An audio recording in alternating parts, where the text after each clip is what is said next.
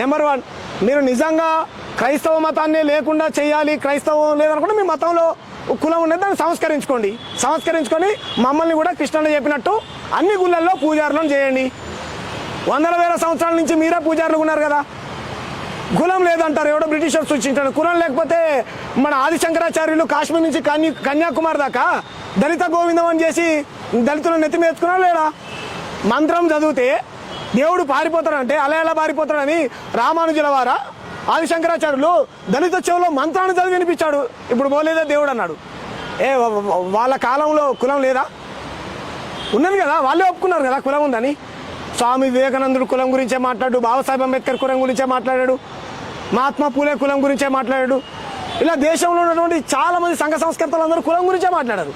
కాబట్టి ఈ దేశంలో నువ్వు ఏ మతంలోకి పోయినా కులం నిన్ను వెంబడిస్తూ ఉన్నది. కాబట్టి ఎస్సీలని దళిత క్రైస్తవులుగానే గుర్తించాలి. దళిత క్రైస్తవేతరులు ఎవరైతే ఉన్నారో, కమ్మలు, రెడ్లు, బ్రాహ్మణులు ఎవరైతే ఉన్నారో వాళ్ళకు మీరు ఏ హోదా ఇచ్చుకోవాలంటే ఆ హోదా ఇచ్చుకోండి, మా సంబంధం లేదు. ఎందుకంటే అన్టచబిలిటీ మా కులాలకు ఉన్నది.